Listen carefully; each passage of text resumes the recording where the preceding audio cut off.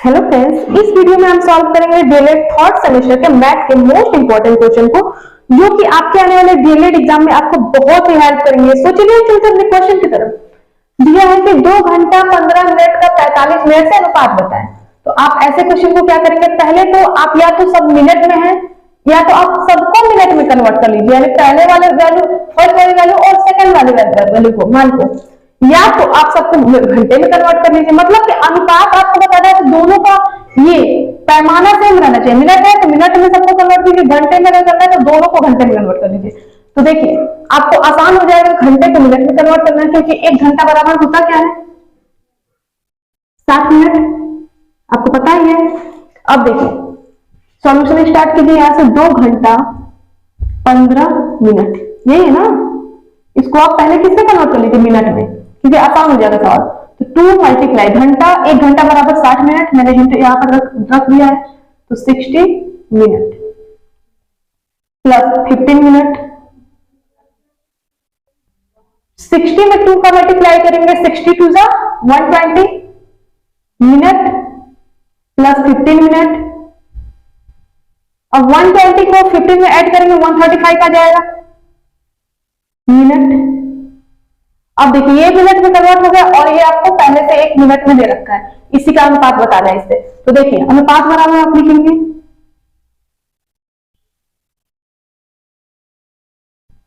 किससे किसमें बताना है, 2 घंटे 15 मिनट का, 2 घंटे 15 मिनट का अनुपात किससे बताना है, 45 मिनट से, ये ना। तो देखिए 2 घंटा 15 मिनट को आप कन्वर्ट किए तो 135 मिनट आया, लिख लीजिए 135 मिनट अपॉन 45 मिनट। मिनट से मिनट कैंसिल हो गया। अब देखिए 5 से दोनों कैंसिल हो रहे हैं, कट करवा दीजिए। 5 9 का 45, 5 2 का 10 और 5 7 का 35, यानी 5 9 45, 5 9 10, 5 7 35 और 9 1 9 9 3 27, 9 1 9 9 3 27, 3/1 यानी रेशियो क्या आ गया, 3:1। यही आपका आंसर है।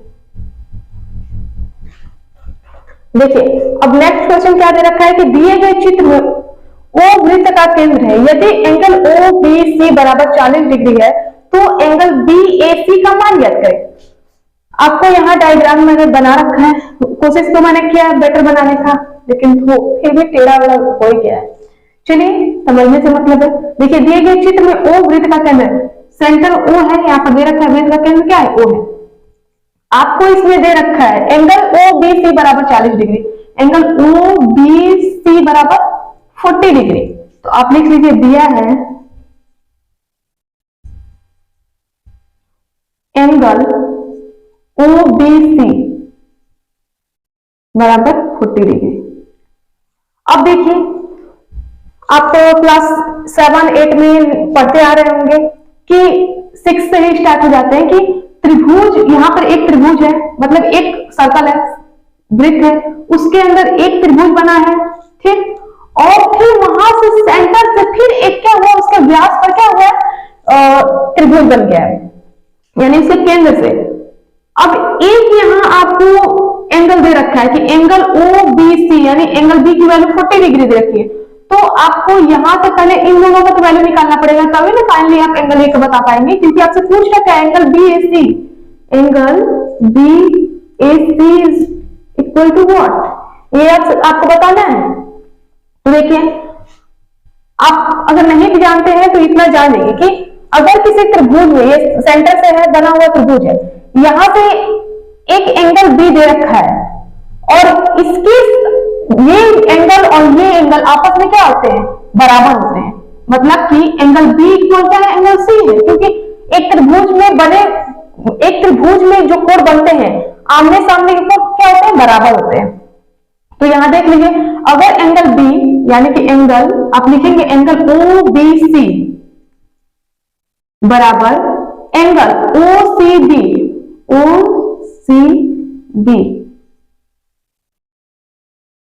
क्यों, क्योंकि आमने सामने के कोण क्या होते हैं, आपस में बराबर हो जाते हैं। तो यहां पर अगर एंगल OBC बराबर 40 डिग्री है तो एंगल OC 180 तो क्या होगा 48 डिग्री होगा ना, क्योंकि ये कोण और ये कोण आपस में क्या होते हैं, बराबर होते हैं। देन अगर OBC बराबर 40 डिग्री है तो OCD भी बराबर 40 डिग्री हो जाएगा, सिंपल। तो आप यहां से एंगल सी की वैल्यू क्या आ गई आपकी 40 डिग्री हो गया। अब देखिए जब आपको त्रिभुज के दो कोण आपने फाइंड कर लिया है, ठीक, अगर त्रिभुज के दो कोण आपको मिल गया है, आपने एक दिया था एक और फाइंड कर लिया, देन आप त्रिभुज के तीसरे कोण को तो आसानी से निकाल लेंगे। तो देखिए क्या लिखेंगे आप, इसलिए अब आपको इसमें बता, अब इस त्रिभुज में आपको किसका फाइंड करना है, बी मिल गया सी मिल गया वो बताना है। तो आप लिखेंगे angle BOC, angle BOC plus angle OBC, angle OBC plus angle OCB, OCB equal 180 degree. ऐसा क्यों, क्योंकि त्रिभुज में बने तीन कोणों का मान क्या होता है 180, त्रिभुज के तीनों कोणों का योग क्या होता है 180 डिग्री। उसी के थ्योरम पर मैंने ये सीरीज बनाया है। एंगल BOC आपको फाइंड करना है, क्योंकि O का मान ही तो फाइंड करेंगे तो A का मान आपको आएगा। तो BOC, तो एंगल BOC मैंने राइट कर लिया, आपको एंगल B का वैल्यू पता है तो एंगल लिख लीजिए एंगल OBC, तो वही मैंने लिखा angle OBC plus angle OCB, क्योंकि आपका आमने सामने का कोण बराबर होता है, मैंने यहाँ बता दिया। तो ये 40 है तो ये भी 40 हो गया, तो इसीलिए OCB बराबर 180 डिग्री। अब देखिए आप लिखेंगे क्या, एंगल BOC आपको फाइंड करना है तो BOC रख दीजिए, एंगल OBC यानी एंगल B का मान क्या रखा 40 डिग्री प्लस OCB भी आपने यहाँ पर फाइंड कर लिया है 40 degree equal 180 degree. Angle BOC plus 40 80 degree बराबर 180 डिग्री। एंगल BOC बराबर 180 डिग्री माइनस प्लस एक इधर आएगा तो माइनस हो जाएगा। देन एंगल BOC बराबर क्या होगा 180 में से 80 माइनस 100 डिग्री। अब देख लीजिए एंगल BOC आपको मिल गया, तो यहां पर O का मान क्या आ गया 100 डिग्री हो गया। अब देखिए जब आपके केंद्र का मान आपको मिल गया, यानी सेंटर O का मान आपको प्राप्त हो गया, यानी BOC का मान मिल गया 100 डिग्री, तो आप आसानी से सॉल्व कर सकते हैं कि एंगल BAC बराबर, यही आपसे पूछा एंगल BAC का मान क्या है। तो देखिए अब लिखेंगे आप, इसलिए एंगल BAC बराबर आपका जो एंगल BOC आया है ना, BOC यानी BOC ये सेंटर का मान, तो ये लिख लिया एंगल BOC मल्टीप्लाई हाफ यानी 1/2। ऐसा क्यों मैं बता रही हूं, एंगल BOC का मान आपने सॉल्व कर लिया, मिल गया आपको BOC बराबर 100 डिग्री, तो 100 डिग्री मल्टीप्लाई 1/2 कट करा दीजिए, 2 5 10 0 50 बार पे कट हुआ यानी 50 डिग्री यानी 50 डिग्री एंगल A का मान आ गया आंसर। अब देखिए ये मिला है एंगल BAC बराबर, यही आपको बताना था, ये आपका आंसर आ चुका है।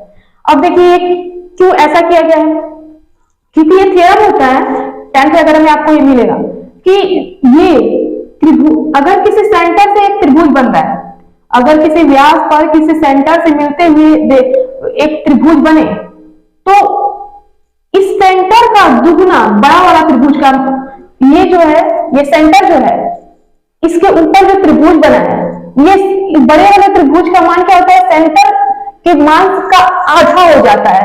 इसलिए आधा करने के लिए क्या क्या 1/2 कर दिया गया, तो BOC जब 100 डिग्री है तो उसका आधा क्या होगा 50 डिग्री होगा, तो इसीलिए मैंने लिखा है BOC मल्टीप्लाई 1/2 यानी हाफ। तो जब ये 100 डिग्री है तो आपको आधा करना पड़ेगा, तो 1/2 का गुणा कर दीजिए आप, तो कट कराएंगे 2 5 10 यानी 0 50 बार में ये कैंसिल हो गया, तो A का मान क्या, तो यानी कि ये जो आपका त्रिभुज का सेंटर से जो मान बनता है बड़े वाले त्रिभुज में, वही मान उसका आधा हो जाता है, तो 100 ये है तो 50 ये हो गया। और यहीं पर आपको ये दे दिया होता, ख्याल कीजिए ये सेंटर का मान ना देकर आपको यहाँ पर 50 डिग्री दे देता और पूछता कि केंद्र का मान बताए, तो आपको इसका ये दुगुना करना पड़ता, यानी कि अगर आपका 50 आ गया होता, ये वाला दे दिया होता, तो आपको सिंपली आपको पता हो जाता कि 50 ये है तो इसका दुगुना सेंटर का मान हो जाएगा, तो 50 गुना 100 हो जाता। लेकिन आपको उल्टा पूछ दिया था कि अगर सेंटर का वैल्यू 100 डिग्री है तो आप BAC का मान बताए, देन आप उसका आधा कर दीजिएगा यानी 1/2 कर दीजिएगा तो आपका आंसर आ जाएगा 50 डिग्री। और इस वीडियो में मैंने इस रेखा गणित को मैंने अपने कि आप लोगों को समझ में आ जाए, बहुत ही इजी वे में समझाना चाहा है।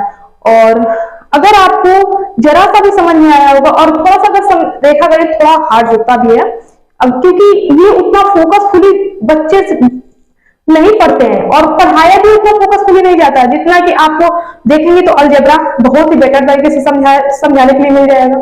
फिर आपको अर्थमेटिक के क्वेश्चन, अंकगणित के क्वेश्चन बहुत ही अच्छे तरीके से टीचर्स पढ़ा देते हैं, लेकिन रेखा गणित आप देखिएगा बहुत बेटर तरीके से नहीं समझाया जाता है। और इसी वजह से जब आपको शुरू में ही बेटर तरीके से नहीं समझाया जाएगा तो आप उससे उब जाएंगे, आपको अच्छा ही नहीं लगेगा और लास्टली यही परिणाम होता है कि समझने में कठिनाई आ जाती है। तो मैंने कोशिश किया है कि आपको अच्छे तरीके से समझाना और इजी वे में समझाना, और एक एक थियरम मैंने आपको बता दिया कहां से क्या अप्लाई होगा तो क्या आएगा। और अगर वीडियो अच्छे लगते हो तो प्लीज चैनल को लाइक, सब्सक्राइब और शेयर जरूर करें।